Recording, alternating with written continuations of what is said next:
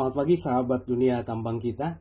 Kesempatan kali ini kita akan unboxing sebuah replika dari heavy dump truck atau off-highway truck. Tipenya adalah CAT 793D. Sebagai gambaran, dimensi asli dump truck ini adalah panjang total 12,9 meter, lebar total 7,7 meter, dan tinggi total adalah 6,5 meter.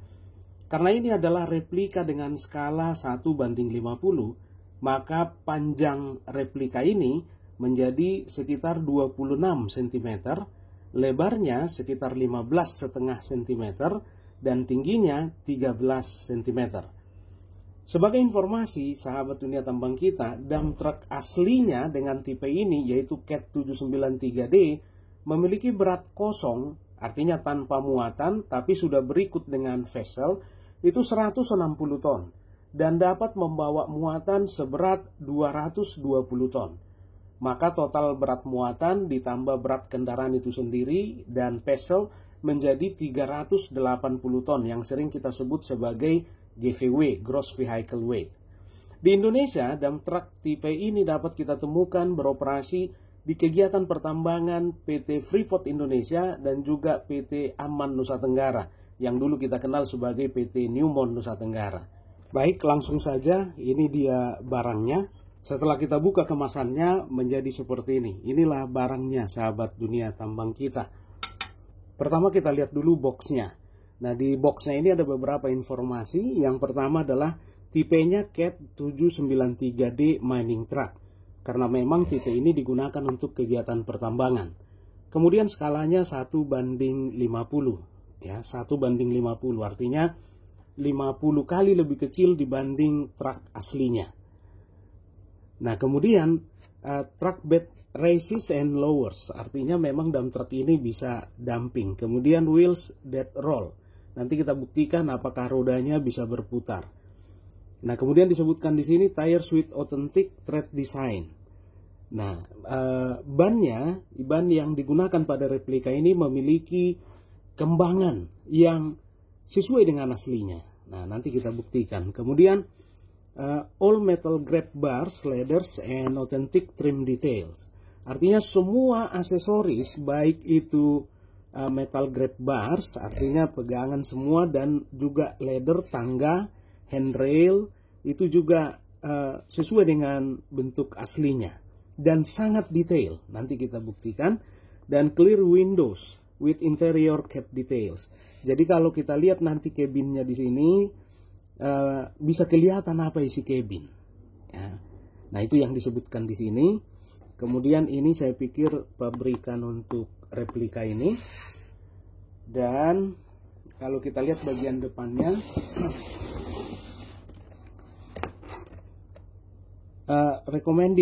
direkomendasikan untuk anak-anak di atas umur 8 tahun, umur 8 tahun atau lebih, dan tidak direkomendasikan untuk 0 sampai 3 tahun.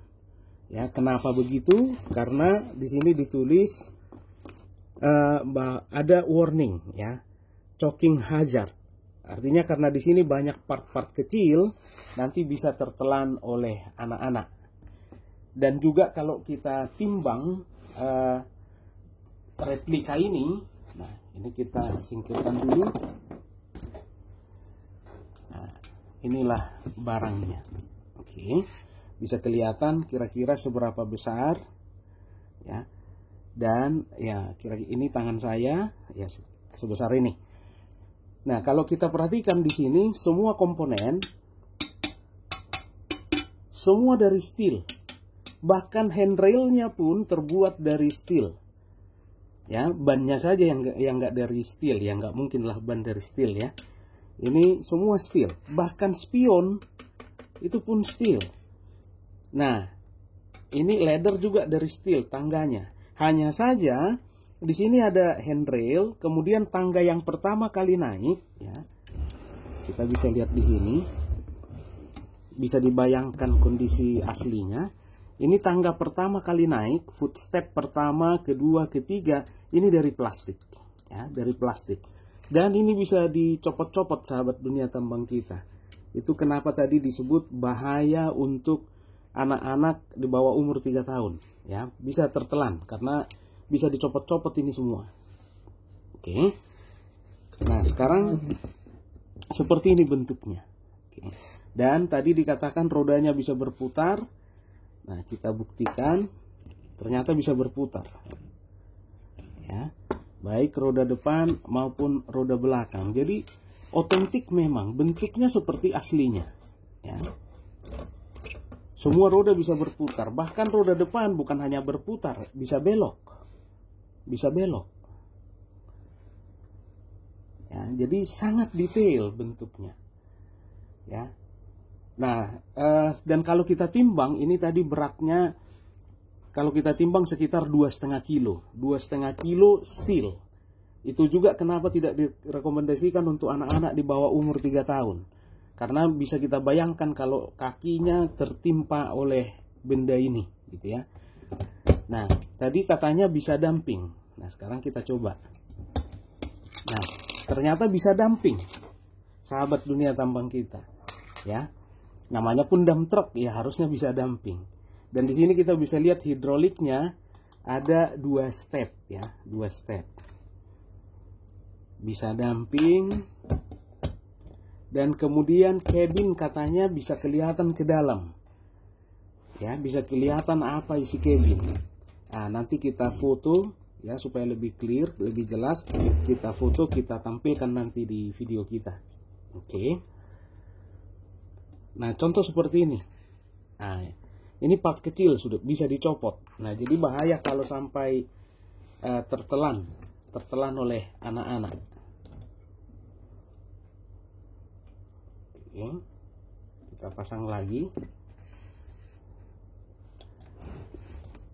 Nah, sekarang mari kita lihat bagian-bagian utama. Yang pertama adalah bagian utama dalam dump truck ini. Yang pertama ada vessel. Ini namanya vessel. Vessel itu adalah tempat di mana payload atau muatan itu ditempatkan. Oke, ini vessel kita bisa lihat di sini 793D. Dan kemudian ada bagian side wall, itu ini. Nah, kemudian ada bagian front wall. Ya. Front wall itu ya bagian depan ini. Bottom wall yang bawah. Nah, kemudian ini kanopi. Ya. Ini kanopi, seperti topinya ini. Oke, tentu untuk melindungi bagian depan dump truck termasuk cabin. Terutama pada saat nanti loading. Karena pada saat loading material bisa menimpa ke kanopi.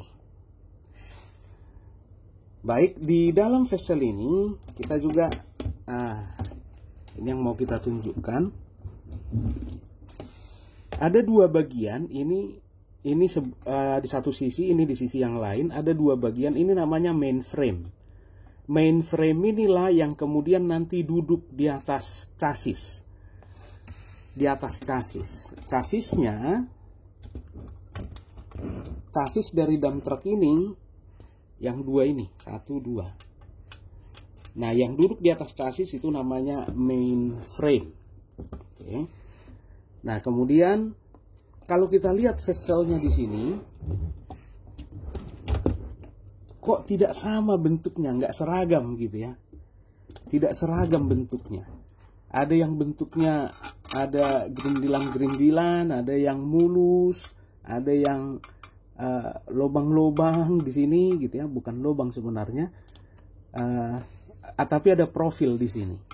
Nah, yang membedakan ini adalah karena di setiap bottom wall ini, yang pertama bottom wall inilah yang mengalami gesekan paling besar di antara semua bagian ini.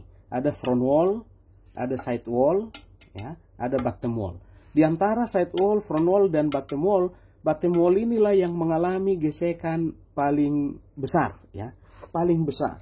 Hampir semua material, ya, dari semua sisi di sini menggesek bagian belakang. Maka bagian belakang ini yang paling cepat aus nantinya. Nah, supaya nggak cepat aus, maka perlu dikeraskan. Maka ditambahlah di sini, sering kita sebut sebagai liner. Ya, liner yang terbuat dari wear plate. wear plate, ya, plat tahan aus. Nah, kemudian di sini juga mengalami gesekan lebih sedikit dibanding yang di bagian tail ini, lebih sedikit tapi lebih besar dari bagian depan. Nah, akan tetapi karena dia lebih sedikit maka dia tidak perlu sekeras yang belakang. Ya, dan makin ke depan, nah di sini sudah tidak pakai liner di bagian ini. Dan front wall-nya nggak pakai liner karena tidak mengalami gaya gesek yang begitu besar, tidak mengalami gesekan yang begitu besar. Maka wear rate-nya di sini lebih kecil. Nah, jadi tidak perlu diberi liner.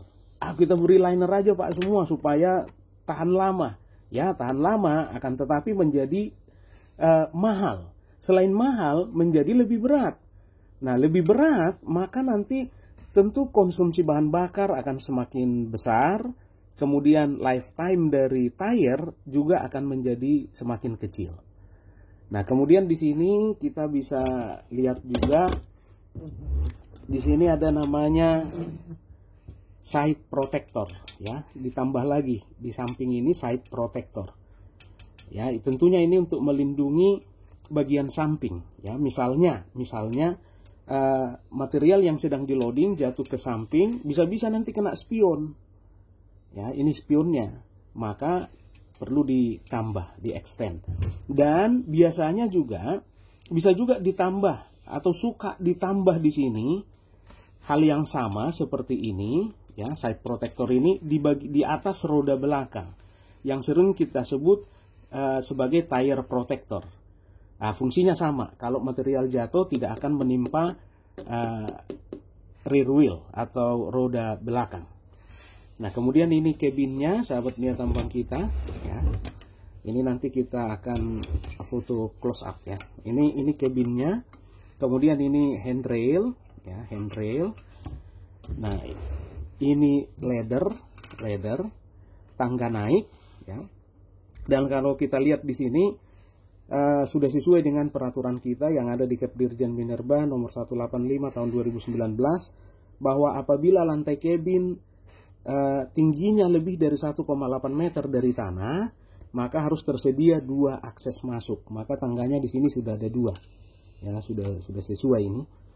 Nah, di sini dilengkapi juga dengan spion di sebelah sini. Jadi 2 sisi ada spionnya, ya. Ini spion.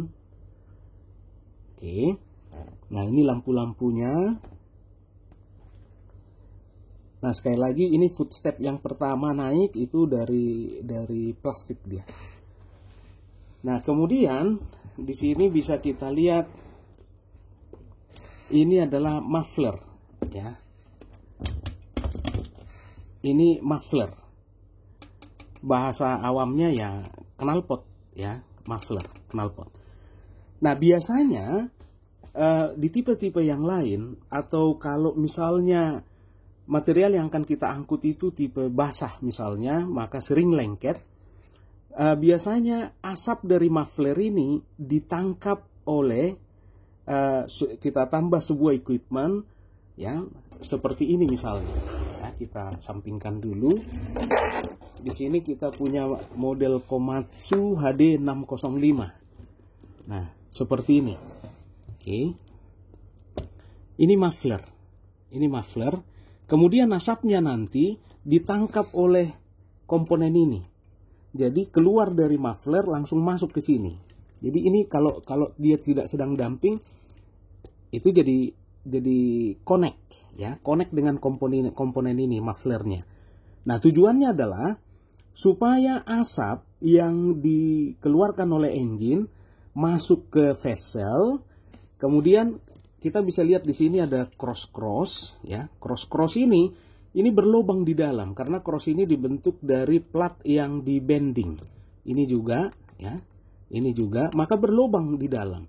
Maka asap knalpot tadi atau asap itu tadi akan masuk ke lubang-lubang sini baik di side wall, terutama untuk di bottom wall.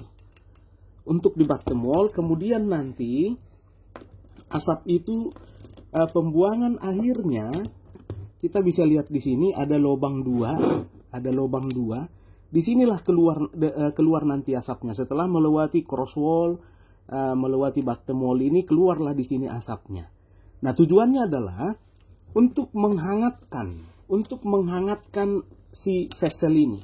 Karena semakin tinggi temperatur vessel, tentu sifat lengket material akan semakin rendah, sehingga tidak menempel lagi di sini. Kenapa rupanya kalau nempel? Nah, karena kalau nempel, saatnya nanti dam truk ini udah damping begini, kalau materialnya nempel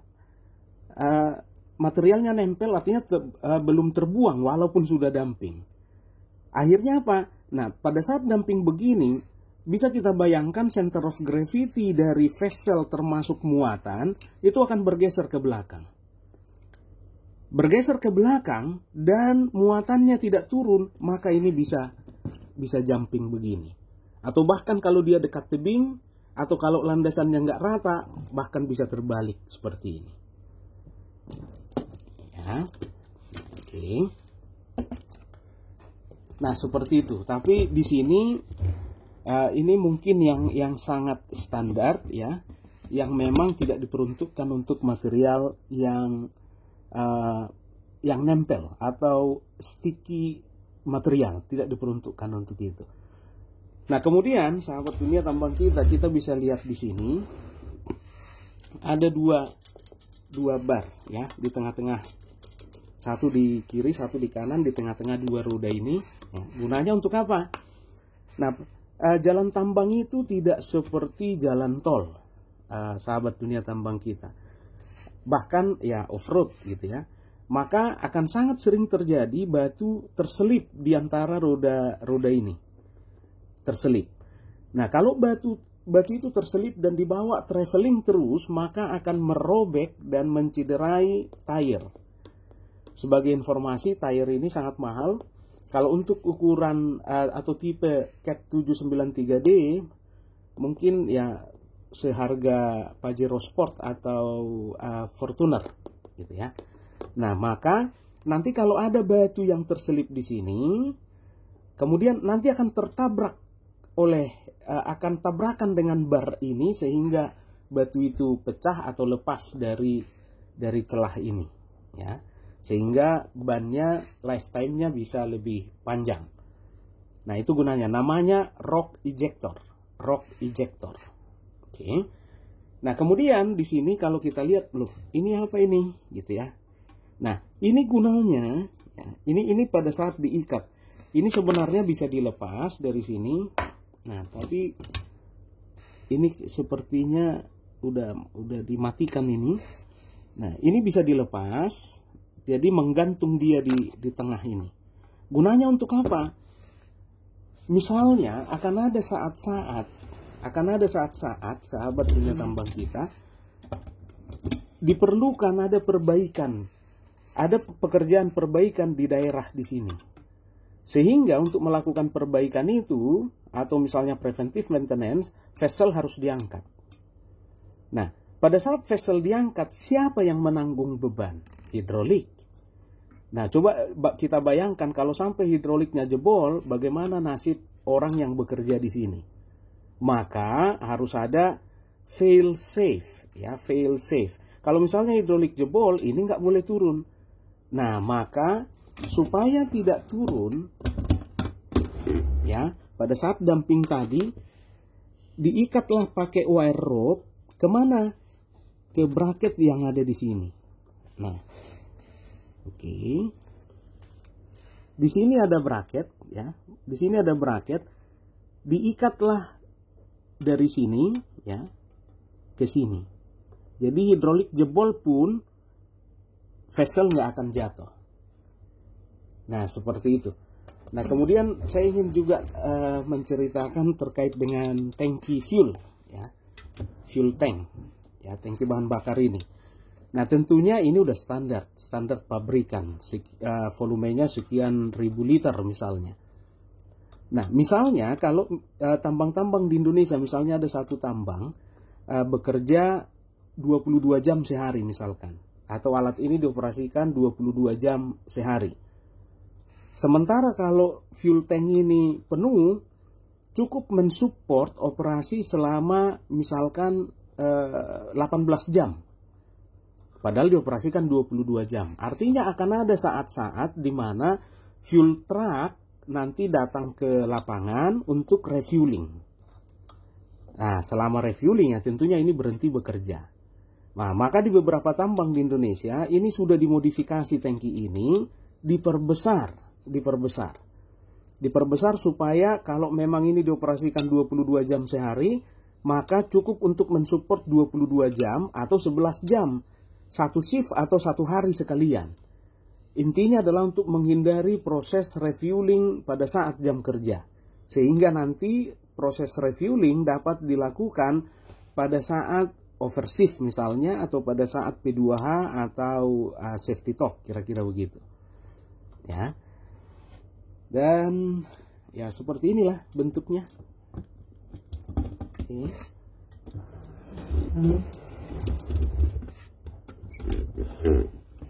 Nah, seperti ini sahabat dunia tambang kita. Ya, tadi ya dimensinya panjang ya hampir 30 cm, tinggi 13 cm, dan lebar sekitar 16 cm. Ya. Oke. Nah, inilah replika CAT 793D. Nah, sekali lagi di Indonesia dapat kita temukan beroperasi pada kegiatan pertambangan PT Freeport Indonesia dan juga PT Aman Nusa Tenggara. Baik, sahabat dunia tambang kita, ya.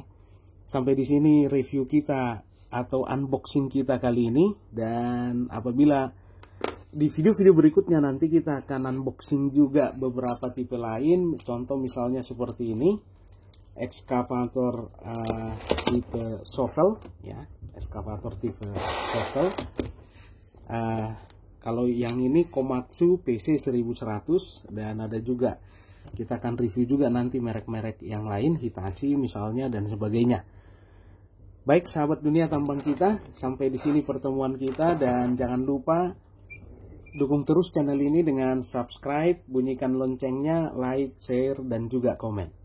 Dan mari serahkan segala sesuatu kepada Tuhan Yang Maha Kuasa, badai pasti berlalu.